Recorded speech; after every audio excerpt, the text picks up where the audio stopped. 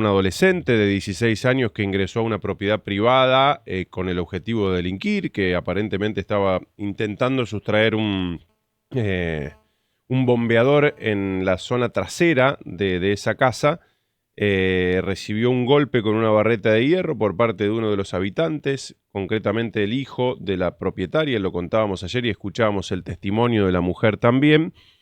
Lo que le provocó un traumatismo muy importante, encéfalo-craneano, y finalmente falleció ayer en el hospital José María Cuyen. Esto obviamente que abrió, no solamente cambió la carátula del hecho, sino que también abrió la polémica. Hemos recibido hoy muchos mensajes y le agradecemos a nuestro colega Juan Trento, que está en línea. Juan ayer fue el primero, esto es una infidencia, en comunicarse conmigo, porque tenemos una relación de muchos años, para comentarme sobre este hecho que había ocurrido.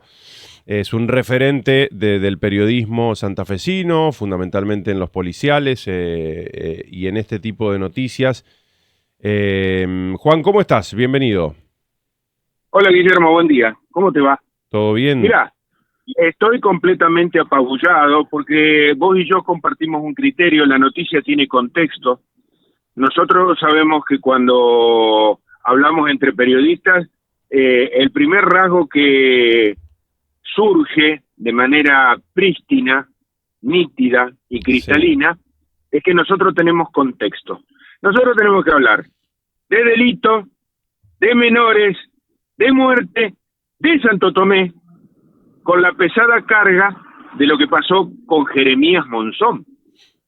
Porque yo no me puedo ir de ese contexto, que es el que en definitiva gobierna todo este tipo de situaciones y da marco a esta verdadera tragedia que sufre la familia del delincuente, que fue asesinado con lo que se llama uña, se usa en la carpintería para la construcción, técnicamente es una uña de hierro. Digo la familia del delincuente porque probablemente no sabían que este chico que tiene 16 años salía a robar. Había robado unas canillas antes en una vivienda que está al lado de la última, donde se encontró con el dueño. En el interior de la casa surge que hubo una pelea entre ambos. Finalmente este hombre con un fierro se defendió, le pegó en la cabeza, lo operaron ayer y pasó un poco lo que podía pasar cuando te golpean con un hierro muy grueso, 2 centímetros, 3 centímetros de mínima, en la cabeza, murió.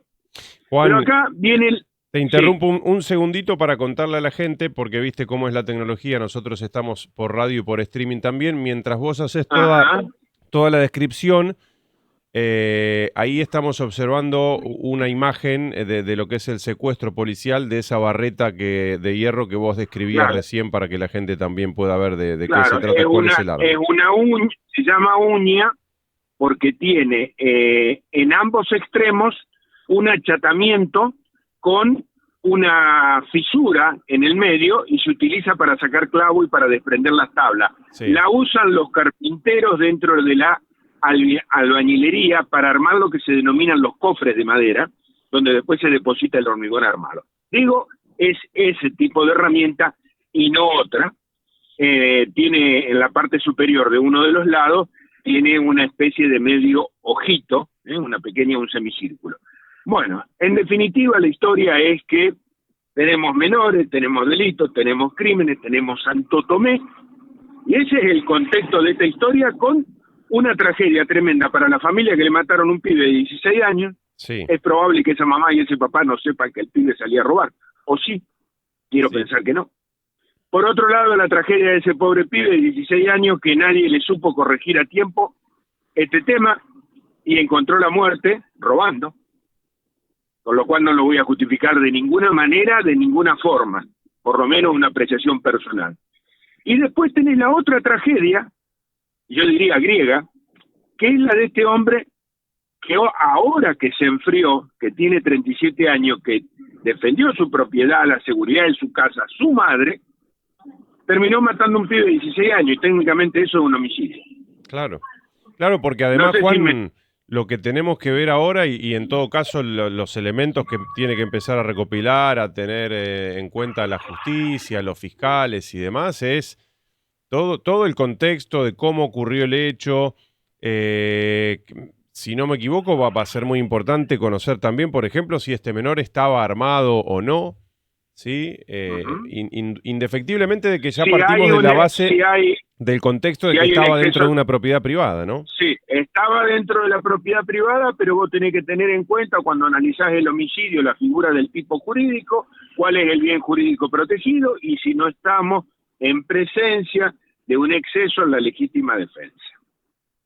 Entonces, el fiscal por un lado, los abogados defensores de este hombre por el otro, que no quisiera estar en los zapatos de este hombre porque hoy por hoy, encerrado en una celda, se debe querer morir, Sí, porque se le vino una tormenta negra encima y él reaccionó como nos puede pasar a cualquiera de nosotros en la oscuridad de noche, tratando de salvaguardar a nuestra madre dentro del patio de nuestro hogar. Tiene a su favor un montón de elementos, tiene en contra que era un pibe de solamente 16 años, del que probablemente no haya podido distinguir si era mayor o si era menor. Imagínense ustedes que estamos en una situación de contenido netamente humano. Por eso yo quería referirme a la familia de este pibe. Esta familia está sufriendo la muerte del hijo de 16 años que eligió un camino que no es el correcto bajo ningún punto de vista, más allá de que se trate de un menor. La tragedia de esta madre, de este hombre de 37 años, imagínense ustedes el cuadro por el que están atravesando, buscando un abogado, este hombre ya no fue a su trabajo.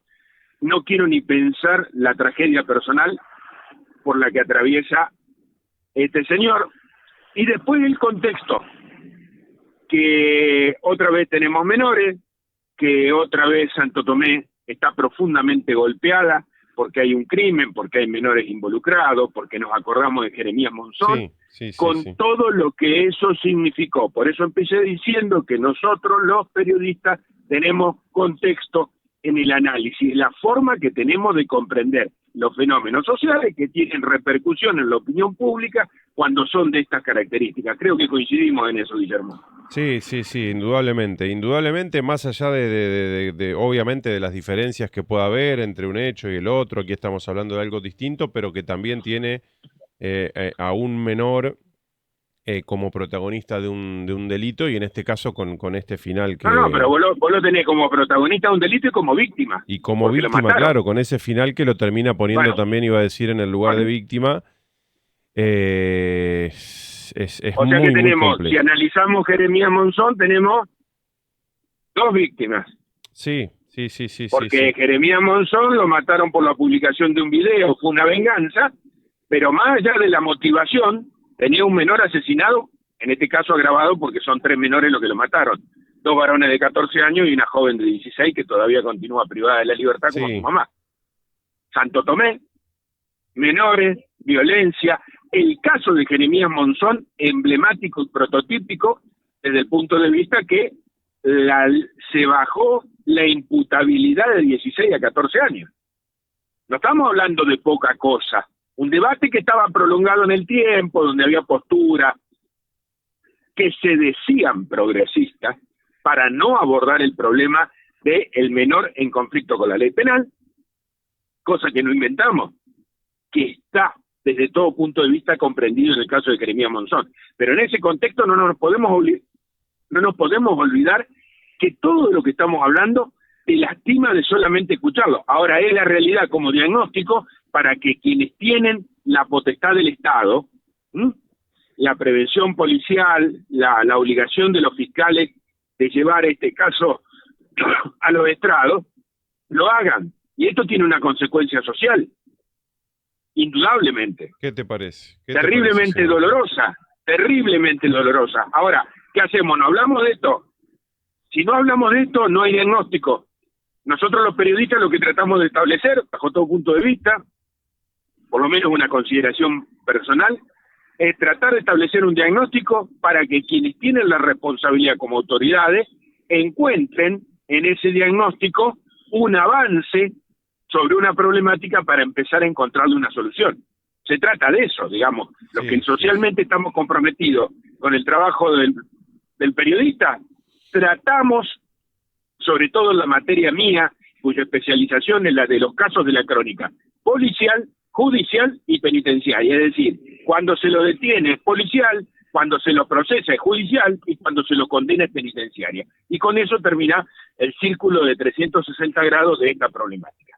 De eso estamos hablando. Digo esto para que la audiencia tenga un parámetro entendible, inteligible, definitivo de qué se tratan las cosas, ¿no? Sí, ni hablar, Juan. Juan, no te queremos robar más tiempo, pero vamos a seguir de cerca lo que suceda y seguramente estaremos en contacto, agradeciéndote la enorme gentileza de compartir estos minutos con nosotros, aquí en Radio Nova, en Santo Tomé. Al contrario, muchísimo gusto, que tengan buenos días. Un abrazo grande.